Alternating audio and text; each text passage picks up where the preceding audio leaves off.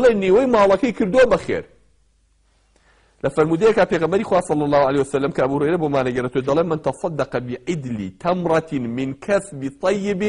من كسب طيب ولا يقبل الله إلا الطيب فإن الله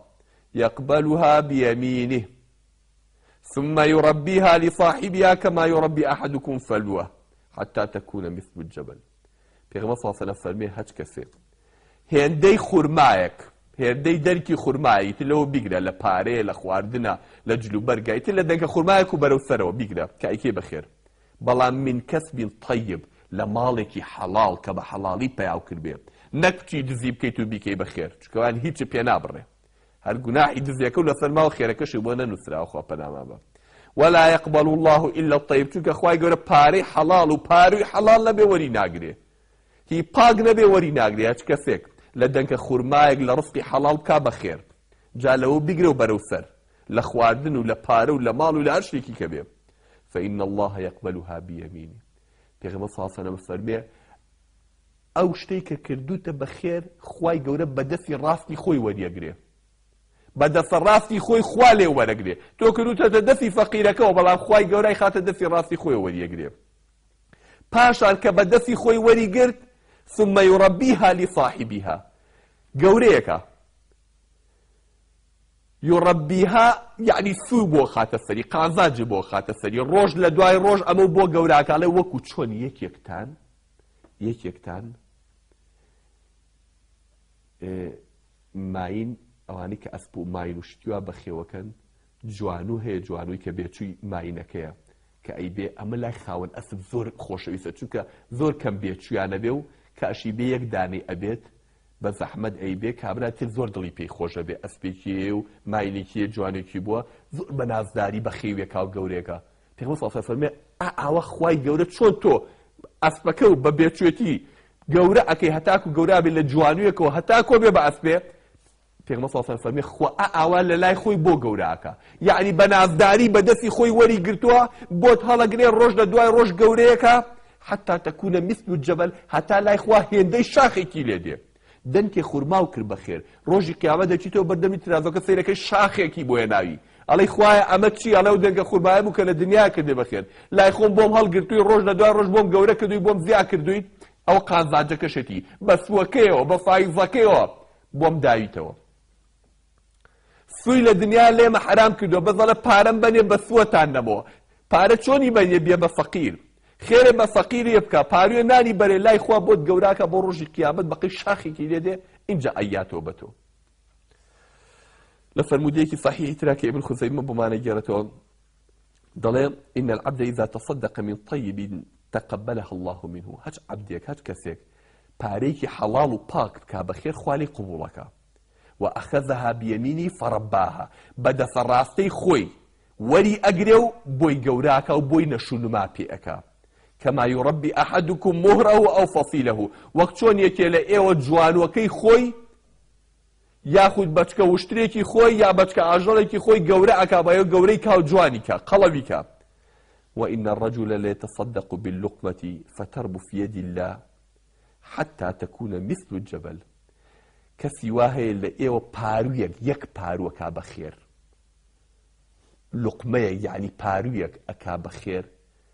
کاتی کاچێتەوە بەردەمی خوا بۆ بە شاخێکی گەورە ئەمەندە خوای گەورە بۆی گەورە کردو و چونکە نیەتەکەی بەس خوا بوو لە پارەیەکی حەڵاڵیش کردی بەخێر منەتیشی بەسەر کابرایە نەکرد خوا وەری گرتووە بە دەستی ڕاستی خۆی وەرگرتووە بۆی گەورە کردووە تاکو لە ڕۆژی قیامەتە سێرەکە بۆ بە شاخێ جاوەرە ئەگەر ئەمە بەردەوام تۆ خێر بکەی ڕۆژی قیامەت چی خێرە دێتەوە ڕێ بەڵێ هەر لە ئەجر و پاداشت و گەورەی سەدەقەکردن و خێرکردن لە لای خوا پێغەمبەر صلی الله علیه و سەلەم لە فەرمودەیەکە خاتو عایشە بۆمانە گێڕێتەوە خێزانی پێغەمبەر صلی الله علیه و سەلەم ئەفەرمێ گیسکێکمان سەر بڕی لە ماڵەوە گیسکێکمان سەر بڕی مە خێزانی پێغەمبەر صلی الله علیه و سەلەم خاتو عایشە دایکی مسلمانان ڕەزا و ڕەحمەتی خوای لێ بۆمانە گێڕێتەوە ئەڵێ گیسکێکمان هەبوو سەرمان بڕی فقال النبي صلی الله علیه و سەلەم ما بقي منها چی ماوەتەوە گیسکەکە چیتان لێ کرد چی لێ ماوەتەوە قالت ما بقي منها إلا كتفها خاتو عائشة لە پێمانت وەڵاهی بەس شانەکەی ماوەتەوە بەس دەستێکی ماوەتەوە شانێکی ماوەتەوە ئەو کەی کەمان هەموو یاوە بە خەڵک پیغمبر صلی الله علیه و فرمی قال بقي كلها غير كتفها پیغمبر صلی الله علیه و فرمی نا هموی ماوە جگە لە شانەکەی ئەومان لە دەست دەرچوو یعنی ئەوەی کە کردتان بەخێر و نارتان بۆ فەقیر وەژار ئەوە ماوەتەوە ئەم شانەی کە ماوەتەوە لە ماڵەوە بیخۆین ئەمە ئەفەوتێ ئەمەمان لە دەست دەرچوو ئەوەی کە نارتان بۆ فەقیر و هەژار و بۆ ماڵان ئەوە ماوەتەوە یعنی تۆ سەیری ئەم تەربیەتەی پێغەمبەر کە صلی الله علیه و سلم فێرکردنە بە خێزانەکەی ئەڵێ و دیسکەکەتان سەر بڕی بەڵێ چیتان لێ کرد وەڵا هیچی نەما من بەشێ بەس دەستێکی ماوەتەوە شانێکی ماوەتەوە پێغەمبەر صلی الله علیه و سلم فەرمووی نەخێر بەس ئەمەی تیاچۆ کە ئەیخۆین نامێنی ئیسفادەی لێ ناکەن هەرم دەقەیەوە خوێ ئەوەکەی کەی ئەمێنێتەوە کە نانوتانە بۆ فەقیر و هەژار لای خوا نووسراوە لای خوا وەرگیراوە لای خوا نەشونمای پێکرێ گەورە ئەکرێت تاکو لە ڕۆژی قیامەتەوە ئەداتەوە هێنێتەوە ڕێت عەبدوڵای کوڕی مەسعود ڕەضا و ڕەحمەتی خوا لەوێ دەڵێ پێغەمبەری خوا صلی الله علیه و سلم فەرمووی ئەیکم مال وارثی ئەحەبو ئیلەیه من مالیه ئەڵێ پێغەمبەر صلی الله علیه و سلم ڕۆژێکیان پێی وتین بە سەحابەکانی فەرموو کۆمەڵە سەحابەی لابوو ئەڵێ پێی وتی ماڵی کامتان ئێوە کام لە ئێوە ماڵی ئەو کەسەی کە میراتەکەی ئەگرێت ماڵی میراتگرەکەی لەلا خۆشەویسترە لە ماڵی خۆی کەسەیە لە ئێوە ماڵی میراتگرەکەی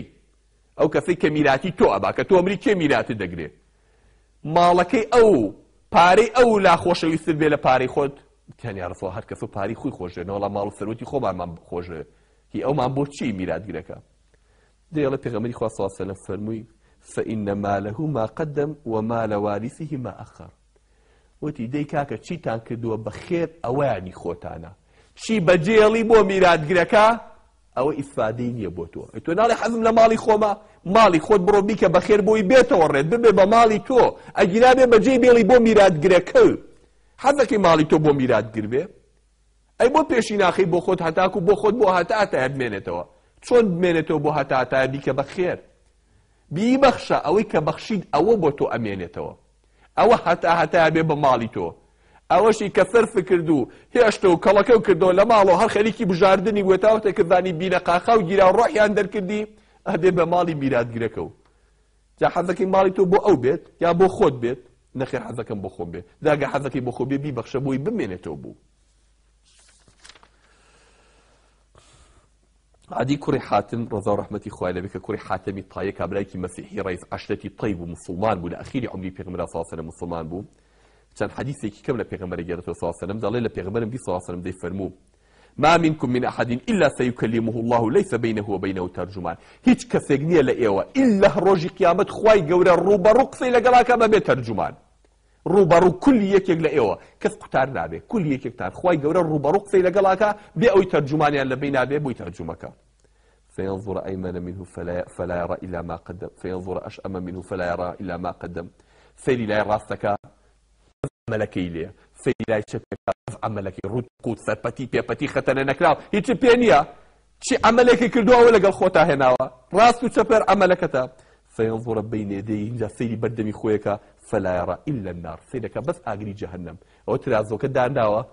عملكي هنداوا تبردمي أولا بولكنا تاي ترازوك تولو بريشو بردكي صراطو أجري جهنم سيدي بردمي كأجري جهنم سيدي راسو تشبي خوشك كار عملكيتي كلا خوانايتي نبارو نثروتو نسامانو نهيج جاء في صلى الله عليه وسلم أفرميت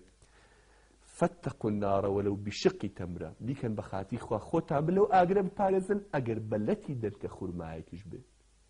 بلتي دنك خورمايكش به خوتا لو أقرب بارزن بو أو روشي كبرو تقوتيشي تو بردمي خوا نقصركد نقمركد نخزانكد نقالتونكد نمالو من دالو عشرتكد هيتش أنا قلتنا بس خوتي برو تقوتي سربتي بيبتي بختنا لك رايو تايلا بردمي خوا جاء أفرمي بو أو روشت أقر بلتي دنك خورمايكش بخو بارز خواهي قول بان بارز أقول قولي هذا واستغفر الله لي ولكم وصلى الله على محمد النبي الأمي وعلى آله وصحبه أجمعين والسلام عليكم ورحمة الله وبركاته.